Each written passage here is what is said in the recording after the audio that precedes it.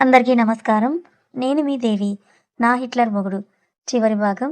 రచయిత రిషిక గారు. సార్, నేను నిజమే చెప్తున్నా. మీరు పుట్టక ముందు నుంచి నాకు మీ తండ్రిగా నటిస్తున్న విష్ణు గారు నాకు తెలుసని చెప్పి నన్ను వదిలేయండి సార్. ఏదో డబ్బు కాసిపడి ఇలా చేశానని అంటూ రాజ్ ఏదో ఆలోచిస్తూ ఏమరపాటుగా ఉండడంతో రాజ్‌ని తోసేసి అక్కడి నుంచి బైక్ స్టార్ట్ చేసుకొని స్పీడ్‌గా వెళ్ళిపోయాడు. రాజ్ వాడిని పట్టుకుందామని ట్రై చేసినా వాడు తెలివిగా తప్పించుకున్నాడు. చుట్టుపక్కల ఎక్కడా కూడా కనిపించకపోయేసరికి వదిలి మళ్ళీ స్టేజ్ దగ్గరికే వచ్చి నించున్నాడు. ఆ రోజు రిసెప్షన్ అయిపోవడంతో అందరినీ తీసుకొని తన ఇంటికొచ్చాడు. నందుని సునీత గారు ఫ్రీగా ఉండకూడదని వెళ్ళి విష్ణు గురించి ఆ మనిషి చెప్పిన దాని గురించి ఆలోచిస్తూ ఉన్నాడు. కొన్ని క్షణాల తర్వాత తన ఫ్రెండ్ కార్తీక్ కాల్ చేసి తన ఫ్యామిలీ బ్యాక్‌గ్రౌండ్ మొత్తం కనుక్కోమని చెప్పాడు. రేపటి వరకు టైం అడగడంతో సరే అని ఒప్పుకొని పెళ్లి వల్ల వచ్చిన అలసటతో కలిసి నిద్రపోయాడు. ఆ మరుసటి రోజు రాజ్‌కి మార్నింగ్ కాల్ రావడంతో కాల్ లిఫ్ట్ చేసి కార్తీక్ చెప్పింది విని ఒక క్షణం షాక్ అయ్యి తర్వాత తేరుకొని, "మరి మా అమ్మ నిజంగా చనిపోయిందా?" అని అడిగాడు. ఆ మాటకి "లేదురా, అప్పుడైతే బాడీ ఏది దొరకలేదని పోలీస్ రికార్డులో అయితే ఉంది. అలాగే మీ నాన్న విజయ్ గారు కూడా ఎక్కడో ఉంటున్నట్టు గాని ఏ ఇన్ఫర్మేషన్ లేదు. నీకు నిన్న వ్యక్తి చెప్పినట్టుగా నిజంగానే ఇవి ఇప్పుడు నీ తండ్రిగా యాక్ట్ చేసిన అతను నీ నిజమైన తండ్రిని చంపేసే ఉంటాడని చెప్పారు. ఆస్తి కోసం ఎన్ని కుట్రలు చేశాడా అని ఆలోచిస్తూ ఉంటే కార్తీక్, నాకు ఇంకో హెల్ప్ చేస్తావా? ఆ రోజు అసలు అమ్మ బాడీ ఏమైందో కనుక్కోగలవా?" అని అడిగాడు. "ఇది జరిగి 20 ఇయర్స్ అయింది కాబట్టి చాలా కష్టం, కానీ నీకోసం కనుక్కుంటానని" చెప్పాడు. మరుసటి రోజు కార్యం సిద్ధం చేయడంతో రాజ్ నందుని తీసుకొని తన పుట్టింటికొచ్చాడు. అక్కడికొచ్చినప్పుడు కార్తీక్ కాల్ చేయడంతో తనని ఇంటికి రమ్మని చెప్పాడు. అలా కార్తీక్, రాజ్ కొన్ని నిమిషాలు సీక్రెట్‌గా మాట్లాడుకున్నారు. రాజ్ ఇచ్చిన గదిలో కార్తీక్ నెగెటివ్ వైబ్రేషన్ కనిపించేసరికి రాజ్ ఒక్క నిమిషం అని చెప్పి తన దగ్గర ఉన్న మిషన్ ద్వారా చెక్ చేశాడు. అక్కడ secret camera and secret mic ఉండడం గమనించి రాజ్, "ఏంటిది? మీ రూమ్‌లో ఏముంది?" అని అడిగారు. "ఏమోరా, నాకు తెలియదు" అని ఆ కెమెరాని, మైక్‌ని చూసి దాని మీద ఉన్న లుక్‌ని బట్టి అది కంపెనీ వాళ్ళకి కాల్ చేస్తే విష్ణు గారు 2 డేస్ ప్రకారం అది కొన్నట్టు తెలిసింది. "రేయ్ అర్జున్, ఇది కూడా వాడి పనిరా. సారీ. నీలాంటి ఏం అనుకోకు. నాకు తెలిసి ఈ రోజుకి మీరు దూరంగా ఉండటమే మంచిది. అతను ఇంకేదో ప్లాన్‌లో ఉన్నాడు. డ్యాడీ మీద ఆయనకు కొంచెం పగున్నట్టు నాకు తెలిసింది. ఎందుకైనా మంచిది నువ్వు కూడా కొంచెం జాగ్రత్తగా ఉంటే మంచిదని" చెప్పి అక్కడి నుంచి వెళ్ళిపోయాడు. ఇది అర్జున్ జరిగింది. నువ్వు అనుకున్నట్టుగా విష్ణు అసలు మంచివాడు కాదు. పెళ్లి జరుగుతున్న కొన్ని గంటల ముందు నన్ను, తాతని పక్కకు పిలిచి అప్పుడు వాడి గురించి అడిగాడు. అలాంటి ఇంకా నేను సైన్ చేయలేదని, దాంట్లో ఏం కట్టడం చేయలేదని చెప్పడంతో ఆ ల్యాండ్‌ని రాజ్ పేరు మీద రాయించుకున్నాడు. నేను కూడా ఆ అమ్మాయికి పసుపు కుంకుమగా ఉంటుందని ఆ ల్యాండ్‌ని ఇద్దామని అనుకున్నా. కానీ ఈలోపే అలాంటి కబ్జాలోకి వెళ్ళిపోయింది. పోలీసులతో చెప్పినా పనవ్వకపోవడంతో ఇంక నేనే గొడవలు ఎందుకని దాన్ని వదిలేశాను. ఇంకా మిగతాదంతా మీకు తెలుసు అని చెప్పాడు. సరేరా, హాస్పిటల్‌కి వెళ్దామని చెప్పి గురువుగారు, అర్జున్ ఇద్దరూ కలిసి హాస్పిటల్‌కి స్టార్ట్ అయ్యారు. వీళ్ళు వెళ్ళేసరికి రాజ్ బయట కూర్చొని ఉంటే మను, రాశి గారు ఆపోజిట్ చైర్‌లో కూర్చొని ఉన్నారు. రాజ్ పక్కన ప్రీతి కూర్చొని, "అన్నయ్య ఏం తినలేదు, కాస్త ఏమైనా తిను" అని అంటే ప్రీతిని ఒక చూపు చూసి డాక్టర్ దగ్గరికి వెళ్ళాడు. నందుకి స్పృహ వచ్చిందని చెప్పడంతో మను, రాశి గారు, ప్రీతి వన్ బై వన్ చూసి వచ్చిన తర్వాత అర్జున్ లోపలికి వెళ్ళాడు. అర్జున్ చూసిన నందు ఏడుస్తూ ఉంటే అర్జున్ తన చెల్లెల్ని చూడలేక "ఏడవకురా" అని నచ్చచెప్పడానికి ట్రై చేశాడు. కానీ నందు ఏడుస్తూనే ఉండడంతో బావ బయటే ఉన్నాడు. వాడు గనక నువ్వు ఏడ్చినట్టు చూశాడంటే ఈ హాస్పిటల్‌ని పీకి పందిరి వేస్తాడురా. తర్వాత నీ ఇష్టం అని చెప్తే ఏడుస్తున్న నందు కళ్ళు తుడుచుకొని కోపంగా, "ఆ మనిషి ఇక్కడెందుకొచ్చాడు? ఇంకా నేను బ్రతికి ఉన్నానా లేదా అని చూడ్డానికా?" అని ఏడుస్తుంది. "నాకతని పేరు విన్నా, అతను పీల్చే గాలి సోకినా నా వల్ల అవ్వదని చెప్పింది." "ఏం మాట్లాడుతున్నావురా? బావ ఎందుకలా చేస్తాడు? దానికంటూ కారణం నీకు తెలియదా?" అంటే, "తెలుసు. అన్నీ నా చేతులతో నేనే చేసుకున్నాను. రోజు పర్సనల్‌గా మాట్లాడాలని తీసుకెళ్ళి నాకిదంతా చెప్పాడు. అప్పుడు ఆ క్షణం వరకు నాకతను సపోర్ట్‌గా ఉండాలని చెప్పి ఆయన చెప్పించేసి మిమ్మల్ని ఏడ్పించాను. నిన్ను వదినని విడదీశాను. జీవితకాలంలో అమ్మ అని పిలుచుకునే యోగ్యత లేకుండా చేసుకున్నానని" చెప్పింది. నందు, బావని విషయంలో చాలా జాగ్రత్తగా ఉన్నారు. కానీ మనం అనుకున్నట్టు జరిగితే అది జీవితం ఎందుకవుతుంది చెప్పు? ఆ విష్ణు మరీ అంత దుర్మార్గుడని ఎవరనుకున్నారు? కాస్త దాని గురించి కూడా ఆలోచించరా? నీతో పాటు బావ కూడా బాధగానే ఉన్నాడు. ఇప్పుడు నువ్విలా బాధపడడం బావ చూస్తే, బావ ఈ బాధ ఇంకా డబుల్ అయ్యే అవకాశం కూడా ఉందిరా. కాస్త ఆలోచించని చెప్పాడు. "నేను ఎవరి మాట వినను. నాకిదంతా వద్దు. ప్రశాంతంగా నా లైఫ్‌ని నేను హ్యాపీగా ఎంజాయ్ చేస్తుంటే పెళ్లి అని అగాధంలోకి నన్ను తోసి ఇలా జీవచ్ఛవంలాగా తయారు చేశారని" తన కోపంలో ఏం మాట్లాడుతుందో కూడా తెలియక మాట్లాడుతోంది నందిని. నర్స్ అప్పుడే ఇంజెక్షన్ చేయడానికి వచ్చింది. నందు అరుస్తున్నా ఉంటే, "ఎందుకలా అరుస్తున్నావు? స్టిచెస్ దగ్గర పెయిన్‌గా లేదా? ఎందుకలా అరుస్తున్నావని?" అర్జున్ వైపు చూస్తూ, "ఏంటి సార్ మీరు కూడా? చూడ్డానికి వచ్చిన వాళ్ళు చూసి వెళ్ళిపోకుండా తనతో ఇలా గొడవ పడుతున్నారు. తనకేదైనా ప్రాబ్లమ్ అయితే మళ్ళీ మమ్మల్ని హాస్పిటల్ సిబ్బందిని సరిగ్గా చూసుకోలేదని చెప్పి మా మీదే కేస్ వేయడానికా?" అని అరిచింది. "ప్లీజ్ సార్ మీరు వెళ్ళండి" అని చెప్తే అర్జున్ నందిని వైపు చూసి మనకేం జరిగినా అంతా మంచి కోసమే జరిగిందని ఫీల్ అవ్వమని చెప్పి అక్కడి నుంచి బయటకొచ్చేశాడు. రాజ్ డాక్టర్‌తో మాట్లాడి బయటకు వచ్చినప్పుడు అర్జున్ నందు ఉన్న రూమ్‌లో నుంచి బయటకు రావడం చూసి తను వెళ్ళడానికి డోర్ ఓపెన్ చేశాడు. రాజ్ వెళ్తుంటే అర్జున్ రాజ్ చేయి పట్టుకొని "ఇప్పుడు వద్దురా అది కోపంలో ఉంది. ఏమన్నా అంటుంది" అని అంటే రాజ్ "మీకు అలవాటేగా మాటలు విసిరేయడం" అని అంటూ అర్జున్ చెయ్యి విదిలించుకొని నందు రూమ్‌లోకి వెళ్ళాడు. నర్స్ "ఏంటండి ఇప్పుడే కదా చెప్పాను మళ్ళీ మీరొచ్చారేంటి?" అని అడిగితే 5 మినిట్స్ అని ఫుల్ యాటిట్యూడ్‌గా చెప్పి "మీరు బయటుంటారా?" అని చెప్పాడు. "ఏం మాట్లాడుతున్నారు మీరు?" అంటున్న నర్స్‌కి ఒక చూపు విసిరేయడంతో ఆ చూపుకి నర్స్ భయపడి త్వరగా వచ్చేయండి అని చెప్పి రూమ్‌లోనే బయటికి వెళ్ళిపోయింది.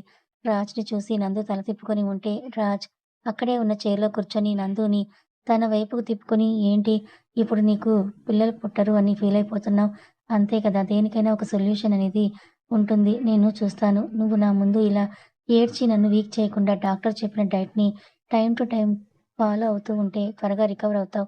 ఆ తర్వాత నువ్వు ఏదైతే కోల్పోయావో అది నీకు దక్కేలా చేస్తానని చెప్పాడు. రాజ్ మాటలు నందుకి ఏమీ అర్థం కాకపోతుంటే ఇన్నాళ్ళు నన్ను నమ్మావుగా, ఇంకా కొన్ని నెలలు కూడా నన్ను నమ్ము ప్లీజ్ అని రాజ్ ఫస్ట్ టైమ్ నందు దగ్గర తగ్గి మాట్లాడుతుంటే నందు ఏడుస్తూ రాజ్ చెయ్యి పట్టుకుంది.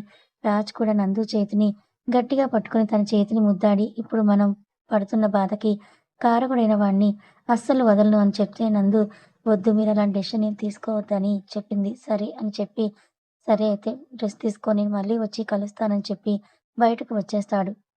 బయటకు వచ్చిన రాజ్ ప్రీతిని తీసుకొని మను దగ్గరికి వెళ్లి సారీరా నా చెల్లి మిమ్మల్ని చాలా బాధ పెట్టింది. దానికి నన్ను క్షమించమని చెప్పి చేతులు జోడించి అడిగాడు. మను కంగారుగా రాజ్ చేతుల్ని పట్టుకొని అవి ఏం మాట్లాడుతున్నారన్నయ్య? మీరు నన్ను క్షమించమని అడగటం కరెక్ట్ కాదని చెప్పింది. లేదురా తప్పు చేసిన వాడు ఎంతటి వాడైనా సరే క్షమించు అనే మాట అడగాలి అని రాశి గారి దగ్గరికి వెళ్లి ప్రీతి మను అర్జున్ విషయంలో ఏం చేస్తుందో మొత్తం కూడా పూసగుచ్చినట్టుగా చెప్పింది.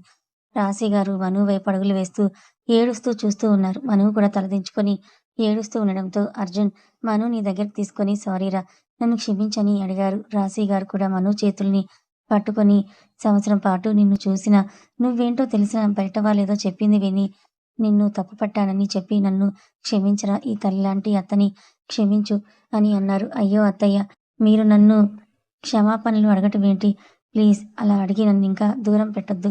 నన్ను ఇంకా బాధ పెట్టకండి. ఇప్పటికైనా మీరు నన్ను నమ్మారు. నాకదే చాలు అని రాశి గారిని హత్తుకుంది. గురువుగారు కూడా అక్కడికి వచ్చి రాజ్ భుజం మీద చెయ్యి వేసి ఇప్పుడేం చేద్దాం అనుకుంటున్నావు వాడిని అని అడిగారు. చేయడానికంటూ ఏమీ లేదు మావయ్య. వాడు ఏ ఆస్తి కోసమైతే ఇన్ని కుట్రలు చేశాడో ఆ ఆస్తిని వాడి పేరు మీద రాసి వస్తామని ప్రీతిని తీసుకొని అక్కడి నుంచి ఇంటికి స్టార్ట్ అయ్యారు. గంట తర్వాత రాజ్ ఇంటికి చేరుకోవడంతో హాల్లోనే కూర్చొని ఉన్న విష్ణు గారు, సునీత వాళ్ళు రాజ్ ప్రీతిని రావడం చూసి ఎలా ఉంది ఇప్పుడు అని అంటూ అడిగారు. రాజ్ సోఫాలో కూర్చొని అంతా మీరు అనుకున్నట్లుగానే జరిగింది. మీ ప్లాన్ బాగా వర్కౌట్ అయిందని నవ్వుతూ అన్నాడు రాజ్. రాజ్ అలా నవ్వుతుంటే వాళ్ళ గుండెల్లో గుబులు మొదలై ఏంట్రా ఏం మాట్లాడుతున్నావు అని విష్ణు గారు కాస్త కోపంగా అడిగితే రాజ్ మీరు అనుకున్నట్టుగానే జరిగింది. చెప్పాలంటే మీరు అనుకున్న దానికన్నా ఎక్కువగా మీ ప్లాన్ వర్కౌట్ అయ్యిందని చెప్పి మామ్ కాఫీ కలిపి తీసుకొని రావా అని అడిగాడు అయోమయంగా. సునీత గారు చూస్తూ సరే అని కిచెన్‌లోకి వెళ్తే ప్రీతి నువ్వు వెళ్లి ఫ్రెష్ అయ్యిరా అని చెప్పి తను పంపించి రాజ్ విష్ణు మామ పక్కనే కూర్చున్నాడు.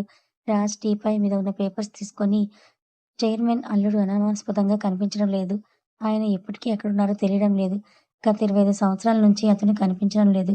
చైర్మన్ మేనల్లుడు విష్ణు అతను వేరే ఆవిడతో వెళ్ళిపోయారని చెప్పిన మాట నిజమేనా? నిజమైతే ఆయన ఇప్పుడు కూడా ఎందుకు కనిపించలేదు అని పేపర్‌లో ఉన్న న్యూస్ చదువుతూ ఉన్నాడు. ఆ న్యూస్ విని విష్ణు మామకు చెమటలు పడుతుంటే డాడ్ చైర్మన్ అంటే ఈ కంపెనీ మనదే కదా అని అడుగుతూ విష్ణు ముఖం వైపే చూశాడు. ఆ న్యూస్ నిజమే అని అసలు భయపడకుండా ఆన్సర్ ఇచ్చాడు. మరి ఈ విజయ్ ఎవరని అడిగాడు. విష్ణు గారికి అర్థమైపోయింది.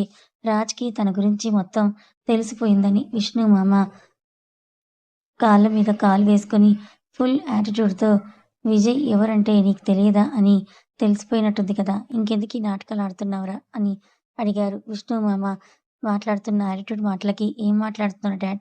విజయ్ ఎవరో నాకెలా తెలుస్తుంది? మీకే కదా తెలియాలి" అని ఏమీ తెలియనట్టుగా అడిగాడు. "చూడు బిడ్డ నేను కనకపోవచ్చు. కానీ నిన్ను చదివేశాను. నీ ప్రతి ఐడియా నాకు తెలుసు. చూడు నీకు మొత్తం తెలిసిపోయిందని నాకు అర్థమైపోయిందని" చెప్పి "గుడ్. అయితే నన్ను కూడా బాగా చదివేశావన్నమాట. సరే చెప్పు. ఎందుకు మా డాడీనేం చేశావు?" అని అడిగాడు. విష్ణుగారు గట్టిగా నవ్వుతూ "ఏంటి డాడీనా? ఎవరు నీకు డాడీ?" అని గట్టిగా నవ్వుతూ అడిగారు. రాజ్ స్పీడ్‌గా లేచి యూ అని అంటూ తిడుతూ, ఇష్టమున్నట్టుగా కొడుతూ కాలర్ పట్టుకొని పైకి లేపాడు. విష్ణు మామ కోపంగా రాజ్‌ని చేతులు విదిలించుకొని సర్లే గానీ నీకు నిజం మొత్తం తెలిసిపోయిందని అర్థమైందిలే కానీ ఆ పిచ్చిది నీకు ఎలా కనిపించిందిరా? అది ఒకటే నాకు పజిల్‌గా అనిపిస్తోందిరా అని అడిగాడు. ఆ రోజు అమ్మ లోయలో పడిపోయిందన్న మాట నిజమే గానీ, తను పూర్తిగా గోతిలో పడిపోలేదు. ఒక చెట్టు తగిలి పొదల్లో చోటున పడిపోవడంతో స్పృహ తప్పి పడిపోయింది. అటుగా వెళ్తున్న కొంతమంది గూడెం మనుషులు అమ్మని చూసి సేవ్ చేశారు. వాళ్ళ దగ్గర కొన్ని రోజులు వైద్యం చేసి వాళ్ళ వల్ల అవ్వక అమ్మని తీసుకొని వాళ్ళకి దగ్గరలో ఉన్న హాస్పిటల్‌లో జాయిన్ చేశారని చెప్పి విష్ణు మామని అప్పుడు చూశాడు. ఓహ్! అలా ఇప్పుడు నీ దగ్గరికొచ్చిందన్నమాట. సరే అయితే తల్లి గురించి బానే ఎంక్వైరీ చేశావురా! మరి నీ తండ్రిని కూడా ఎంక్వైరీ చేశావా? మరి వాడెక్కడున్నాడు? అని అడిగాడు నవ్వుతూ. ఆ మాటకి రాజ్ కోపంగా విష్ణుమామని కాలర్ పట్టుకొని నీకు తెలియదా నా తండ్రి ఏమయ్యాడో అని కోపంగా అడిగాడు. విష్ణుమామ అలా పిచ్చివాడిలా నవ్వుతూ నాకెందుకు తెలియదురా! వాడిని నా చేతులతోనే కస్తీరా చంపి వాడిని సజీవ దహనం చేశాను కదా! అయినా వాడి మీద నాకు కస్తీర లేదు అసలు. నాకు దక్కాల్సిన ఆస్తిని నేను పెళ్లి చేసుకోవాలనుకున్న అమ్మాయిని వాడు సొంతం చేసుకోవడంతో ప్రతిరోజు వాడిని చూస్తూ రోజురోజుకి కోపాన్ని పెంచుకున్నాను. అసలు నా ప్లాన్ ప్రకారం నీ తల్లిని నేను ఉంచుకుందామని అనుకున్నా. నీ అమ్మ వల్ల దానికి పిచ్చి దాన్ని చేయాల్సొచ్చింది. పిచ్చిదైపోయి నీ కోసం, మీ నాన్న కోసం బాధపడుతూ తనకు తానే సూసైడ్ చేసుకున్నట్టుగా సృష్టించాను. ఎంతోమంది నన్ను అడ్డుకోవాలని చూశారు. కానీ ప్రతి ఒక్కరిని నా తెలివితేనలతో అడ్డు తప్పించుకున్నా. ఇంత ఆస్తి ఇప్పుడు నీ చేతుల్లో పెట్టాలా? ఈ ఆస్తి కోసం కనీసం నేను పిల్లల్ని కూడా కనలేదు. అలాంటిది ఇప్పుడు నువ్వు నాకు విరుద్ధంగా మాట్లాడితే నేను చూస్తూ ఊరుకుంటానని అలా ఎలా అనుకున్నావురా? అని నీకొక మాట చెప్పనా? అని మీ మామ నేను కొనాలనుకున్న స్థలం కొని నా మీద విజయాన్ని సాధించాడు ఒకప్పుడు. అదే ఆ స్థలంతోనే మీ మామకి, నీకు మనస్పర్ధలు పుట్టించి నిన్ను, నీ పెళ్ళాన్ని విడదీద్దామనుకున్నా. దానికోసమే ఒక రౌడీతో మాట్లాడి ఆ స్థలాన్ని కబ్జా చేయించాను. అసలు నేను ఆలోచించిన విధానం వేరు. నువ్వు ఆ స్థలం కోసం వాడితో మాట్లాడడానికి వెళ్లి, వాడి చేతిలో చస్తావనుకున్నా. కానీ నువ్వు అటువైపు వెళ్ళకుండా ప్లాన్ తిప్పేశావంటే, నీకు ముందు నుంచే ఇదంతా తెలుసా?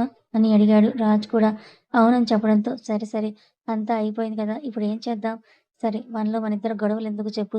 ఒక పని చేద్దాం. ఇంత కష్టపడింది కాబట్టి నేనొక 75% తీసుకుంటా. నువ్వు 25% తీసుకో. ఇంకా నువ్వు వయసులో ఉన్నవాడివే కాబట్టి దాంతోనే నీ తెలివితేటలు గ్రో చేసుకుందువు గాని అని అన్నాడు. రేపటి రోజు నుండి కొత్తగా జీవితాన్ని మొదలుపెట్టు. నీకు నచ్చిన అమ్మాయిని పెళ్లి చేసుకో. లేదా నాకు తెలిసిన వాళ్ళలో ఒక సంబంధం చూస్తాను. అదే మన కంపెనీతో టై అప్ అయిన వాళ్ళ అమ్మాయిని నువ్వు పెళ్లి చేసుకో. ఇంకా నీకెవరు అడ్డుపడరు అని చెప్పాడు. విష్ణు మామ చెప్పింది మొత్తం విని ప్రీతి అని గట్టిగా అరిచాడు. కిచెన్‌లో ఉన్న సునీత గారు, ప్రీతి ఇద్దరూ ఒకేసారి కిందకి రావడంతో ఏంటన్నయ్య అని అంటే రాజ్ కోపాన్ని చూసి ఏమైంది నాన్న ఎందుకంత కోపంగా ఉన్నావు?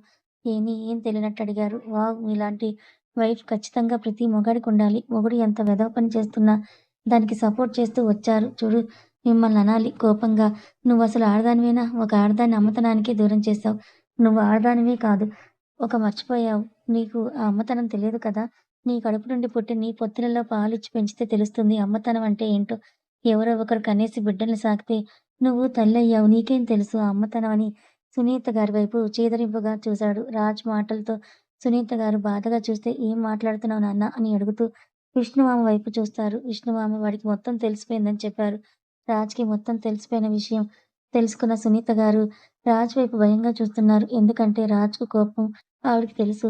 ఎన్నో సార్లు రాజ్ కోపాన్ని తను స్వయంగా చూసింది. అలాంటిది ఇప్పుడు తన తల్లిదండ్రుల్ని, తన అమ్మమ్మ, తాతయ్యని తన దగ్గర దూరం అవ్వడం కారణం తమే అని తెలిసిపోవడంతో, ఇక మాకు ఈ రోజుతో భూమి మీద నూకలు లేవని నిర్ణయించుకొని రాజ్ కాళ్ళ మీద పడిపోయింది. విష్ణు గారు, సునీత అలా రాజ్ కాళ్ళ మీద పడిపోయేసరికి అసహ్యంగా చూసి సునీతని పైకి లేపి లాగిపెట్టి చెంప మీద కొట్టి "ఏం చేస్తున్నావు? వాడి కాళ్ళ మీద పడుతున్నావేంటని" లెఫ్ట్ అండ్ రైట్ చెంప మీద కొడుతూ ఉన్నాడు. విష్ణు, ప్రీతి మామ సునీతను కొడుతుంటే అమ్మ అని సునీత గారి దగ్గరికి వెళ్ళేసరికి విష్ణు మామ ఎవరే నీకు అమ్మ? అని అంటూ ప్రీతిని కూడా లాగిపెట్టుకుని కొట్టాడు. కింద పడిపోతున్న ప్రీతిని పట్టుకొని సోఫాలో కూర్చోబెట్టి ఒక 5 నిమిషాల్లో విష్ణు మామ సునీత చేసిన కుట్ర గురించి మొత్తం చెప్పి ప్రీతి వైపు చూశాడు. ప్రీతి ఏడుస్తూ మరి నేనెవరి కూతుర్ని అని కళ్ళనీళ్లతో అడిగింది. దానికి రాజ్ ఆ విషయం నాకు కూడా తెలీదు. వీడికే తెలియాలని విష్ణు గారి కాలర్ పట్టుకొని చెప్పు. నిజం చెప్పు. ఎందుకిదంతా చేశావు? కేవలం ఆస్తి కోసమే చేశావని మాత్రం చెప్పకు. ఆస్తి కావాలనుకుంటే మా తాతని డైరెక్ట్‌గా అడిగుంటే నీకు కనీసం తన ఆస్తిలో 20% అన్నా ఇచ్చేవారు. ఆ వీళ్ళ నమ్మకుడు అలాగే ఉంది. నువ్వు చూడలేదా? అని అడిగారు. విష్ణు మామ రాజ్‌ని వెనక్కి తోసి చదివానురా. ఎప్పుడూ అదే మాట. మీ తాతయ్య ముందే చెప్పుంటే నేనసలు ఎవరిని చంపేవాడిని కాదు. నాకు తెలిసేసరికి అంతా అయిపోయింది. అది నా తప్పు కాదు. చెప్పకపోవడం మీ తాత తప్పు.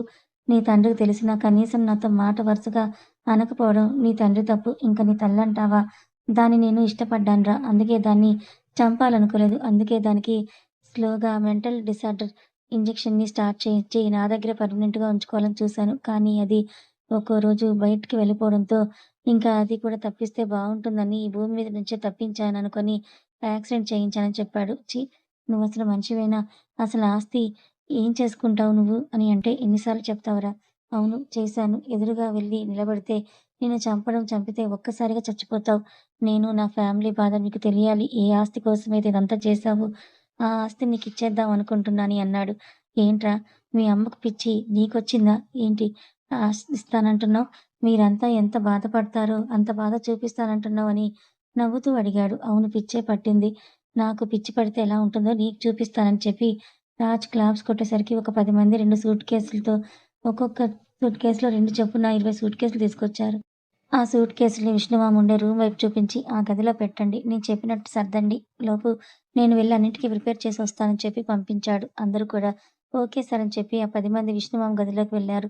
అలా వెళ్ళిన వాళ్ళు ఒక 1 అవర్ తర్వాత బయటికి రావడం చూసి అందరిని అయోమయంగా చూస్తూ, "ఎవర్రా వాళ్ళందరూ?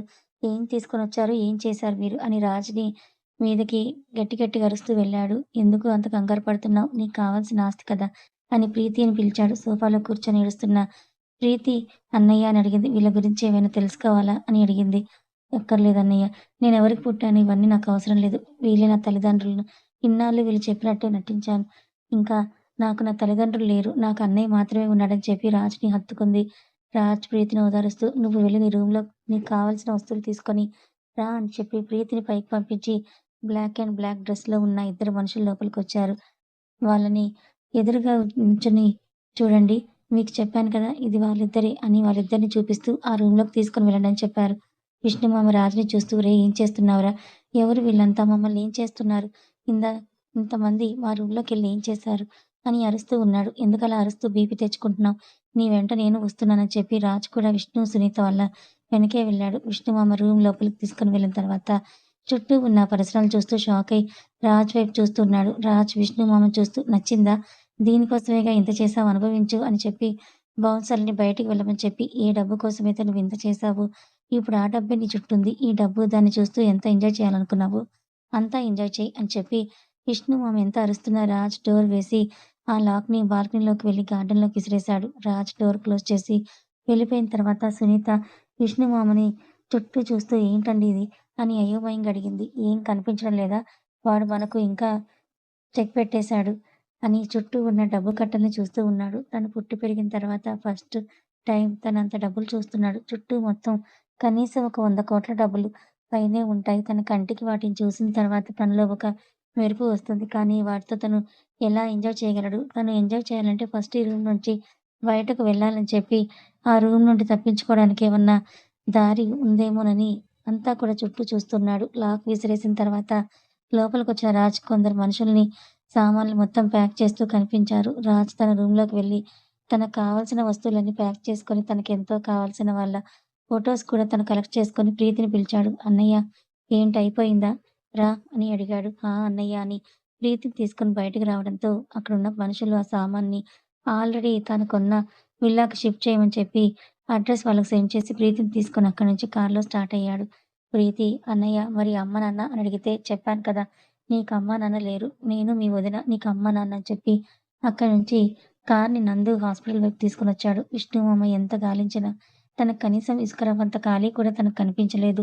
రాజ్ పంపించే మనుషుల సామాను మొత్తం వ్యాన్‌లోకి షిఫ్ట్ చేసి లైట్స్ మొత్తం ఆఫ్ చేసి, మెయిన్ కూడా ఆఫ్ చేసి మెయిన్ డోర్‌ని లాక్ చేసుకొని వెళ్ళిపోయారు.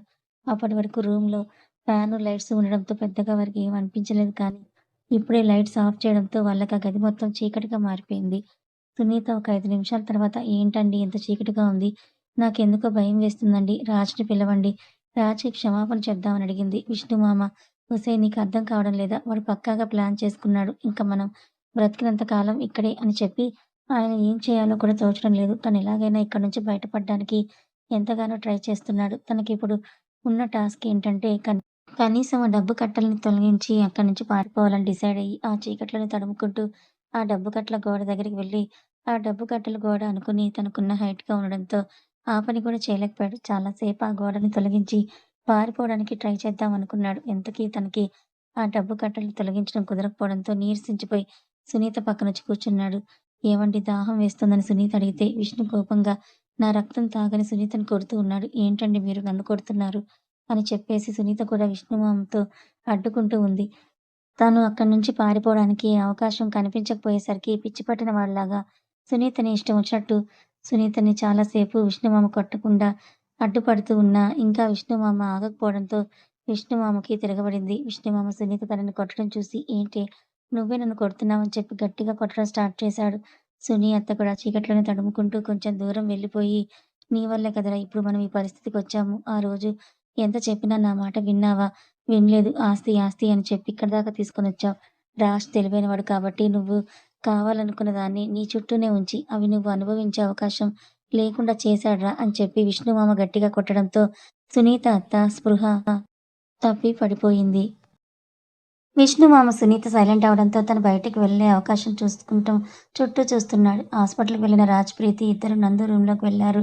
నందుని నార్మల్ వార్డ్‌కి షిఫ్ట్ చేయడంతో మను, అర్జున్, రాశిగారు, గురువుగారు నందు చుట్టూ చేరి మాట్లాడుతున్నారు. రాజ్ కూడా రావడంతో గురువుగారు అంతా ఓకేనా అని రాజ్‌ని చూసి అడిగారు. అంతా ఓకే అని చెప్పి నందుని చూసి నాకు కొంచెం వర్క్ ఉంది ప్రీతి ఇక్కడే ఉంటుందని చెప్పి అర్జున్‌ని తీసుకొని రాజ్ తను స్టార్ట్ అయ్యాడు. కార్‌లో వెళ్తున్నప్పుడు ఏం చేశావు బావ వాళ్ళిద్దరిని అడగడంతో తను చేసిన పని చెప్పాడు. అదేంటి బావ వాళ్ళిద్దరిని అలా వదిలేయడం ఏంటి? వాళ్ళ వల్ల నా చెల్లి ఎంత బాధపడుతుందో నీకు తెలీదా అని అడిగాడు. రాజ్ చిన్నగా నవ్వి వాళ్ళిద్దరి వల్ల మీ చెల్లొక్కతే బాధపడలేదు. నా ఫ్యామిలీ మొత్తం సఫర్ అయింది. అందులో నేను కూడా ఉన్నా అని అలా అని చెప్పి వాళ్ళిద్దరిని చంపేయడం కరెక్ట్ కాదు. వాళ్ళకి ఏ డబ్బైతే కావాలనుకున్నారో ఆ డబ్బులే వాళ్ళ చుట్టూ ఉంచాను. వాళ్ళిద్దరికీ గాలి కూడా లోపలికి వెళ్ళకుండా చేశాను. వాళ్ళకి డబ్బొక్కటే జీవితం కాదని తెలిసేలా చేశాను. వాళ్ళిద్దరికీ ఇదే పెద్ద శిక్ష. నేను ఇంకా వాళ్ళకి ఏ శిక్ష వేయాలనుకోవడం లేదని చెప్పి తన ఫ్రెండ్ ఇంటి దగ్గర కార్‌ని ఆపి లోపలికి పద అన్నాడు.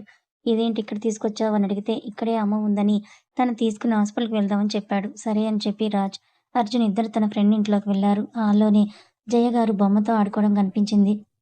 అర్జున్‌కి తనే మా అమ్మ అని చూపించాడు. అర్జున్ రాజ్ చూపించిన వైపు చూసి జయగారి వైపుకి అడుగులు వేశాడు. బొమ్మతో ఆడుకుంటున్న జయగారు తన ఎదురుగా వచ్చిన అర్జున్‌ని చూసి రాజ్ వైపు కూడా చూశారు. రాజ్‌ని చూసి జయగారు అలిగి అటువైపు తిరిగి కూర్చున్నారు. తన అమ్మ అలక చూసి ఏమైంది నా జయమ్మకి అని పక్కన కూర్చున్నాడు. నాతో మాట్లాడకు నీతో నేను కచ్చి అని చెప్పారు. అర్జున్ కూడా వాళ్ళిద్దరితో జాయిన్ అయ్యి ఏం చేశాడు వీడు? మీరెందుకు వీడి మీద అలిగారు? అని నవ్వుతూ అడిగాడు. అర్జున్‌ని చూస్తూ మరేమో నా బాబుని బయట తీసుకెళ్తానని చెప్పి ఇదిగో ఇక్కడ తీసుకొచ్చి వచ్చాడు. నా బాబు ఇక్కడ బోరుగా అనిపిస్తోంది. అందుకే ఏడుస్తూనే ఉన్నాడు. సరిగ్గా బువ్వ కూడా తినలేదని అమాయకంగా చెప్పారు. జయగారిలో కనిపిస్తున్న అమాయకత్వానికి అర్జున్ బాధగా అనిపించి రాజ్ భుజం మీద చెయ్యి వేస్తే రాజ్ అర్జున్ వైపు చూసి నవ్వుతూ నీ చెల్లిమాకు పిల్లలు లేరంటుందిరా అని జయగారు భుజం మీద చెయ్యి వేసి నా కూతురు ఉంది తనకి కంటి పాపలా చూసుకుంటానని చెప్పి సరే పద నిన్ను అని జయగారికి నందు దగ్గరికి తీసుకుని వెళ్తానని చెప్పాడు. నందు జయగారికి అలవాటు పడడంతో నందినిని కూడా తీసుకొని వెళ్దామని చెప్పింది. సరే అని చెప్పి అక్కడి నుంచి హాస్పిటల్‌కి చేరుకున్నారు. అక్కడున్న డాక్టర్స్ జయగారికి ఒకసారి చెక్ చేపిస్తూ ఉన్నారు. ఆనంద్ కూడా తనకు తెలిసిన డాక్టర్స్‌తో జయగారిలో మార్పు కోసం అనేక టెస్టులు చేపిస్తూ ట్రీట్మెంట్ ఇప్పిస్తున్నాడు. ఇన్ని రోజుల్లో రాజ్‌కి ఆనంద్ ఫ్రెండ్ అయ్యాడు.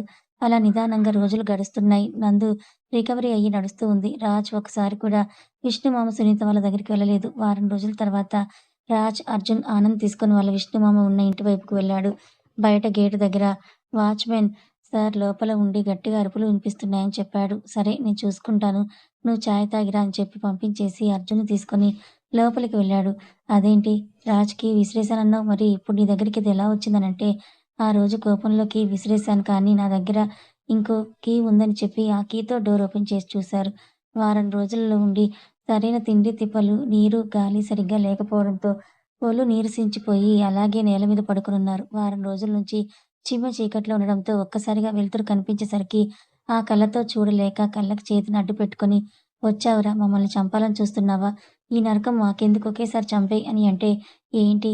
మిమ్మల్ని నేనెందుకు చంపాలని చూస్తాను? ఏ డబ్బు కోసమైతే ఇన్ని కుట్రలు చేశావో, ఆ డబ్బు నీ చుట్టూ ఉంది కదా! మరి ఎంజాయ్ చేయకపోయావా?" అని వెటకారంగా అన్నాడు. రేయ్ అని అరవాలని ఉన్నా ఓపిక లేక సైలెంట్‌గా చూస్తున్నారు. పక్కనే స్పృహ తప్పి ఉన్న సునీతని చూసి, సునీత ఒంటి మీదున్న దెబ్బలు చూసి విష్ణుమామని కోపంగా చూసి, "అమ్మని కొట్టావా?" అని అడిగాడు. "ఏంట్రా అమ్మని పిలుస్తున్నావు? మీ సొంత అమ్మ కాదని తెలిసేగా దాన్ని కూడా నాతో పాటు శిక్షిస్తున్నావని" అన్నాడు. విష్ణుమామ మాటలు పట్టించుకోకుండా సునీత దగ్గరికి వెళ్లి సునీతని ఒళ్ళోకి తీసుకొని చెంపలు తట్టాడు. ఆనంద్, సునీత స్పృహలో లేకపోయేసరికి ముక్కు దగ్గర చేయి పెట్టి చూస్తే శ్వాస ఆడడం చూసి రాజు వైపు చూశాడు. రాజు వెంటనే అర్జున్ వైపు చూస్తే అర్జున్ స్పీడ్‌గా వెళ్లి కార్ స్టార్ట్ చేసి రెడీగా పెట్టాడు. రాజ్ వెంటనే అర్జున్ వైపు చూస్తే రాజ్, సునీ అతన్ని ఎత్తుకొని డోర్ అలానే ఓపెన్ చేసి ఉంచేసి అక్కడి నుంచి స్పీడ్‌గా మెట్లు దిగి కారులో వెనక కూర్చొని అతని ఒడిలో పడుకోబెట్టి హాస్పిటల్‌కి స్టార్ట్ అయ్యారు. రాజ్ వెనక ఉండడంతో అర్జున్ వెనకకి తల తిప్పి డోర్ ఓపెన్ చేసొచ్చా వాడు వెళ్ళిపోతాడేమో కదా! అంటే వెళ్ళని ఎక్కడికి వెళ్ళినా మళ్ళీ మన దగ్గరికి రావాల్సిందే అని కార్‌ని స్పీడ్ పెంచని చెప్పి బయట విండోలో నుంచి చూస్తూ ఉన్నాడు. హాస్పిటల్ దగ్గర ఆపి మళ్ళీ సునీత అతన్ని తన చేతుల్లోకి తీసుకొని డైరెక్ట్‌గా ఎమర్జెన్సీ వార్డ్‌కి తీసుకొని వెళ్ళాడు. సునీత ఒంటి మీద దెబ్బలు చూసి రాజ్ వైపు చూస్తే తన భర్త బాగా తాగి కొట్టాడని చెప్తే సునీతని చెక్ చేసి సెలైన్ పెట్టారు. రాజ్ డాక్టర్ వైపు చూస్తే మరేం పర్లేదు కొంచెం వీక్‌గా ఉన్నారు. కొన్ని రోజులు ట్రీట్మెంట్ ఇస్తే సరిపోతుందని చెప్పి అక్కడి నుంచి వెళ్ళిపోతే రాజ్ సునీతని తీసుకొని వెళ్ళిపోయిన వెంటనే డోర్ ఓపెన్ చేసుండడంతో ఆ డబ్బులను చూసి ఓపిక లేకపోయినా డబ్బు మీద ఆశతో ఆ డబ్బును బ్యాగుల్లో పెట్టి ఇంటి నుంచి బయటకొచ్చారు. అసలు ఓపికే లేకపోయినా అడుగులో అడుగు వేసుకుంటూ వీధి చివరి వరకు వచ్చి వారం రోజుల నుండి సరైన తిండి లేకపోవడంతో బాగా ఆకలి వేయడంతో అక్కడే ఉన్న హోటల్‌లోకి వెళ్లి టిఫిన్ ఆర్డర్ ఇచ్చి ఫేస్ వాష్ చేసుకొని టేబుల్ దగ్గర కూర్చున్నాడు. ఆర్డర్ చేసిన ఫుడ్ రావడంతో ఆత్రంగా తింటూ ఉన్నారు. విష్ణుమామని విచిత్రంగా చూస్తున్నాడు సర్వర్. కడుపు నిండా ఫుడ్ తినేసి అక్కడ సర్వర్‌కి తను తెచ్చుకున్న బ్యాగ్‌లో డబ్బులు తీసి చేతికిచ్చాడు. సర్వర్ విష్ణు ఇచ్చిన నోట్‌ని చూసి విష్ణుమామ వైపు చూశాడు కోపంగా. కడుపులో ఫుడ్ పడేసరికి రోషంగా "ఏంట్రా అలా చూస్తున్నావు? చిల్లర ఇవ్వు" అని కోపంగా అడిగితే ఆ సర్వర్ ఓనర్ దగ్గరికి వెళ్లి విష్ణుమామ ఇచ్చిన నోట్ చూపించాడు. ఆ నోట్ చూసిన హోటల్ ఓనర్ విష్ణుమామ దగ్గరికొచ్చి "ఎలా కనిపిస్తున్నాను నీకు?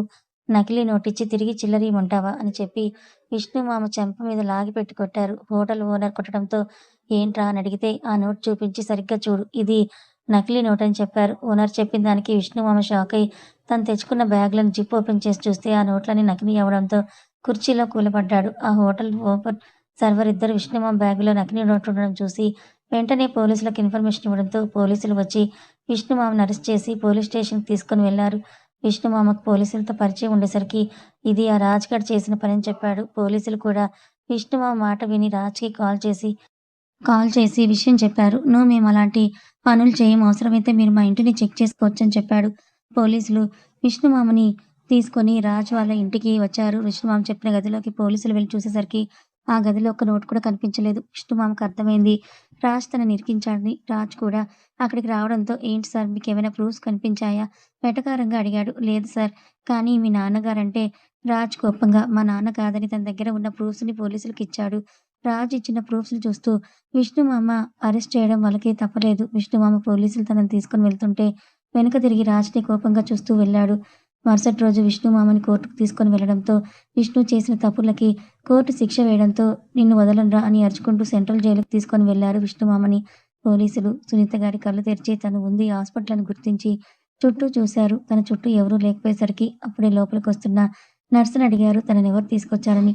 ఆ హాస్పిటల్‌లో రాజ్ దాదాపు 1 వీక్ నుంచి ఉండడంతో రాజ్ గురించి చెప్పారు సునీత గారు. తను రాజ్‌కి అన్యాయం చేసినా తనని కాపాడి హాస్పిటల్‌లో చేర్చినందుకు రాజ్ మంచి మనసు చూసి రాజ్‌కి క్షమాపణలు చెప్పాలని అనుకున్నారు. సునీ అత్తకి స్పృహ వచ్చిందని బయట ఉన్న రాజ్ చెప్పేసరికి రాజ్ లోపలికి వెళ్ళాడు. తాను చేసిన పాపాలకు కుమిలిపోతున్న సునీత గారికి రాజ్ రావడం చూసి రాజ్‌ని చూసి ఏడవడం మొదలుపెట్టాడు. రాజ్ చైర్ దగ్గరికి వేసుకొని కూర్చొని "ఎందుకు ఏడుస్తున్నావు?" అని అడిగితే "నన్ను క్షమిస్తావా?" అని అడిగారు. "నిన్ను క్షమించాలంటావా? నువ్వంత చిన్న తప్పు చేశావని" తిరిగి రాజ్ ప్రశ్నించేసరికి సునీత తలదించుకుంది. సునీత అత్త దగ్గర సమాధానం రాకపోయేసరికి "రెస్ట్ తీసుకో తర్వాత మాట్లాడుకుందాం" అని చెప్పి అక్కడి నుంచి బయటకొచ్చేశాడు. నందుని హాస్పిటల్ నుంచి డిశ్చార్జ్ చేయడంతో నందిని, జయగారినితో పాటు సునీత గారిని కూడా తీసుకొని తన కొత్త ఇంటికి స్టార్ట్ అయ్యాడు. గురువుగారు నందినితో తమతో పాటు తీసుకొని వెళ్తామని చెప్పిన రాజ్ వినకుండా తన ఇంటికే తీసుకొని వెళ్ళాడు. అప్పటికే భూపతి గారు, రత్న గారు ఇద్దరు కూడా రాజ్ కొత్త ఇంటికి వచ్చుండడంతో నందు ఎర్రనీళ్ళతో దిష్టి తీసి జాగ్రత్తగా హాల్‌లో ఉన్న సోఫాలో కూర్చోబెట్టారు. ఈ వారం రోజుల్లో జయ గారిలో చిన్న మార్పు రావడం జరిగింది. డాక్టర్ చెప్పినట్టు మనుషుల్లో తనుంటూ మీరు చెప్పే పని చేసేలాగా ట్రైన్ చేయమని చెప్పడంతో మను ఆ బాధ్యతను తీసుకుంది. ఈ వారం రోజులు మను జయ గారిని చాలా ట్రైన్ చేసింది. జయ గారిలో చిన్న మార్పు మొదలైంది. రాజ్ నందినిని ఎత్తుకొని సెకండ్ ఫ్లోర్‌లో ఉన్న బెడ్‌రూమ్‌లోకి తీసుకొని వెళ్ళాడు. కింద అందరూ ఉండగానే రాజ్ తనని అలా ఎత్తుకొని పైకి తీసుకొని రావడం కోపంగా చూస్తూ ఉంది నందిని. రాజ్ నందు కోపాన్ని ఇష్టంగా చూస్తూ తను జాగ్రత్తగా బెడ్ మీద పడుకోబెట్టి రెస్ట్ తీసుకో, త్వరగా రికవరీ అయితే న్యూ ప్రాజెక్ట్ స్టార్ట్ చేద్దామని అల్లరిగా చెప్పాడు. రాజ్ మాటలకి నందు అనుమానంగా రాజ్ వైపే చూస్తుంటే రాజ్ డోర్‌ని క్లోజ్ చేసి నందు పక్కన సెటిలయ్యాడు. రాజ్ నందు మీద బరువు పడకుండా నందిని పెదాలందుకున్నాడు. తన పెదవుల్ని ముద్దాడుతున్న రాజ్ కింద పెదవిని తన పంటితో గట్టిగా కొరికింది. నందు కొరకడంతో రాజ్ కోపంగా చూస్తుంటే సరిగ్గా చెప్పు, నీ మాటలేదో అనుమానంగా ఉంది. మళ్ళీ ఏం చేశావని అడిగితే నేనేం చేశాను? ఏం చెయ్యలేదు అని నవ్వు ఆపుకుంటూ అన్నాడు.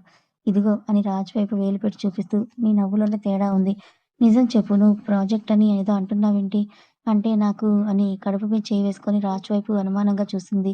రాజ్ అవునని తలూపాడు. అంటే నాకు తీయలేదా అని ఆశ్చర్యంగా అడిగితే యూట్రస్ తీయలేదని తన అడ్డంగా తల ఊపి చెప్పాడు. అదేంటి మరి ఆ డాక్టర్ తీసేశారని చెప్పారు. అదంతా నా ప్లానే అని అన్నాడు.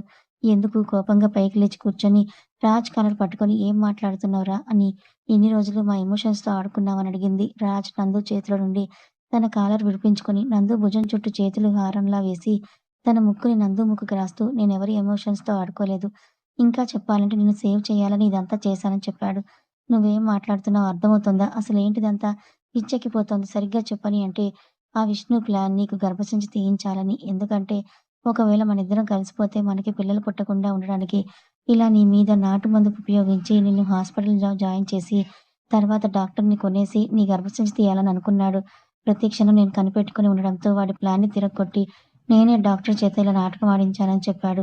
చెప్పిన మాటలకి నందు ఆనందం పడిపోయి, అయితే నాకు పిల్లలు పుడతారా? అని సంతోషంగా అడిగింది.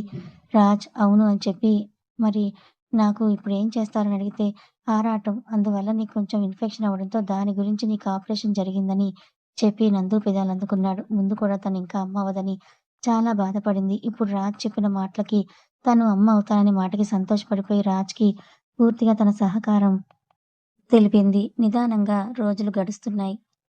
మను జయ గారితో చాలా మార్పు తీసుకొనొచ్చింది. రాజ్ బలవంతంతో అందరూ రాజ్ సంరక్షణలోనే ఉంటున్నారు. గురువుగారు మా ఇంటికి వెళ్ళిపోతామని చెప్పినా రాజ్ నాకంటూ పెద్దవాళ్ళెవరూ లేరు. మీరు మాతోనే ఉండండి అని చెప్పి గురువుగారిని దగ్గర మాట తీసుకున్నాడు రాజ్. నందు కూడా చెప్పడంతో గురువుగారు అందరూ కలిసి ఒక దగ్గరే ఉండడానికి ఒప్పుకున్నారు. అలా అందరూ కూడా కలిసి ఒక ఇంట్లోనే ఉంటున్నారు. నెలలు గడుస్తూ ఉన్నాయి. నందు చాలా వరకు రికవరీ అయ్యింది. జయ గారిలో కూడా కొంచెం కొంచెంగా మార్పనేది వచ్చింది. రాశి గారు ఒకరోజు గుడికి వెళ్ళి మను, అర్జున్‌ల ఫస్ట్ నైట్‌కి ఏర్పాట్లు చేసింది. అలా అర్జున్, మనులు ఇద్దరూ కూడా ఒక్కటయ్యారు. రాజ్, అర్జున్ గురువుగారికి ఇంటి బాధ్యతల్ని అప్పచెప్పి 2 ఆఫీసులని టై అప్ చేసి ఇద్దరు కూడా ఒకే ఆఫీస్‌లాగా హ్యాండిల్ చేస్తూ ఉన్నారు. అలా ఒకరోజు రత్నబామ రాజ్‌కి ఫోన్ చేస్తే త్వరగా రమ్మని చెప్పడంతో రాజ్ కంగారుగా ఇంటికి వచ్చాడు.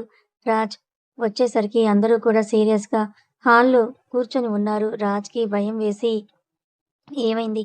ఎందుకు అందరూ అలా సీరియస్‌గా ఉన్నారని కంగారుగా అడిగాడు. రత్నంబామ రాజ్ దగ్గరికి వచ్చి తన ముందు నుంచొని రాజ్‌ని ఒకటి పీకింది.